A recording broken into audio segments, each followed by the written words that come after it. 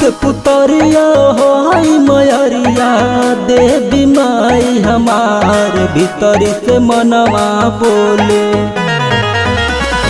अग के पुतरिया होई मयरिया देवी माई हमार भीतर से मनवा बोले।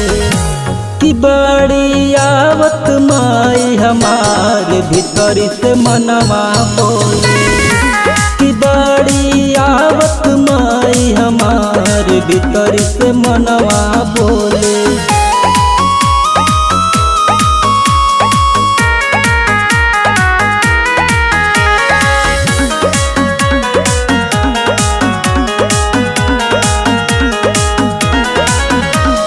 सोरह सिंगार जब हो कि मोरा माई के देखी देखी खुश होई मन मुस्काई के। सोरह सिंगार जब हो कि मोरा माई के देखी देखी खुश होई मन मुस्काई के। दम दम दमकी चम चम चमकी बिंदिया माई के लीलार भीतर से मनवा बोले। कि बड़ी आवत माई हमार भीतर से मनवा बोले।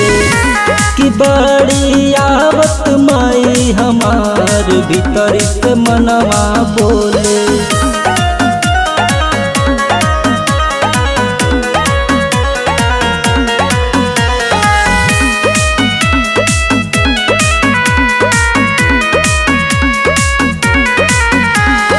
माई के नव रूप नव बसुहाना बेटा रण विजय हो गईल दीवाना। माई के नव रूप नव बसुहाना बेटा रण विजय हो गईल दीवाना। अब न कहता माई न रहता दर्शन दे दे के बार भीतर से मनवा बोले। कि बड़ी आवत माई हमार भीतर से मनवा बोले। कि बड़ी आवत माई हमार भीतर से मनवा बोले।